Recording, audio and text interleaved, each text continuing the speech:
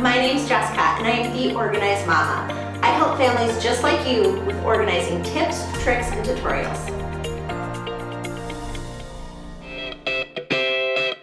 Hi, I'm Sara and I'm with the Organized Mama. Hi, I'm Sara Minkus and we're going to talk about rules and expectations. So, we recently moved and we figured it was time to come up with a few new rules for our house, right, Jacob? Yes. So, we need to hit the reset button. Okay, so when I was a teacher, I always used brainstorming as part of a strategy to really get kids thinking and just making them feel like they were a part of coming up with an idea. So that's exactly what we did as a family this past weekend. We have a couple tips for how to go about making your house rules. Jacob, what is tip number 1? Tip number 1 is everyone needs to be there in your family, not your grandparents, like just everyone that lives in your own house. Very good. So, for instance, if one of your kids is at a soccer game, or whatever game, just make sure you wait till they get home, gather around the kitchen table, and do it all together. It's going to make your kids feel like they have ownership over the rules instead of you just saying, hey, here are our house rules, you have to follow them. Why? Because I said so. It's going to go... That's like bossing them around. Exactly. Exactly, Jacob. Good job. It's going to make your kids feel like you're bossing them around. And if you have your kids come up with the rules, it's going to feel like they came up with them themselves. Tip number 2. Jacob, what is tip number 2? Tip number 2 is no electronics like phones, iPads, or TV. The TV needs to be paused or turned off if you're like playing a game on the TV, iPad, or your phone. Very good. You want to make sure that your whole family is listening and that there are no distractions while you're having your family meeting, while you're coming up with your rules.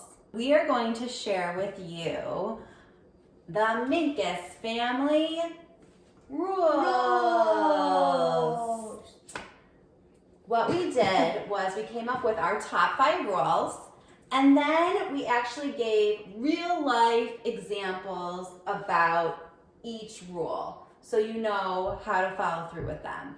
And this doesn't just go for the kids, this goes for the adults too. Everyone is going to follow the rules.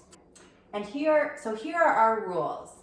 Contribute, be kind, have fun, be responsible, and be respectful. Okay, contribute, be kind, have fun, be responsible, and be respectful. So we're just going to give you a couple of examples of those. So for example, one of my favorite ones as a mom is contribute. Some ways you can contribute as a family. Help with projects around the house, help make breakfast, lunch, or dinner, help clean up the dishes, help organize and put away your laundry, help clean up our toys. And that goes for adults too. Because adults sometimes have adult toys like printers. Right, that's true. So we had to switch sides for this one. Jacob, what is your favorite rule? And tell us how you go about following through with that rule. Have fun. I'm just gonna do a few rules so we can learn new things together. We can eat dinner together. We can play games together like checkers. And we don't have to go to the zoo or the pool. Right. And we can joke and laugh. I love those things. So this was the Minkus family rules, and we really think it's a great idea to post them on the wall somewhere where you can see them. So if you're having a hard day, or if you need to refocus, you can have a place to do that. I put this in my kitchen.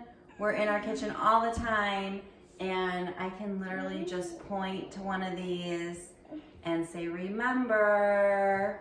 Yes. You don't have to do our rules. That's right. You can choose your own rules. We hope you have a great day. Yeah. We hope you have a great day. Bye. Love these tips? Don't forget to give this a thumbs up and subscribe to my channel. There are new videos every Wednesday.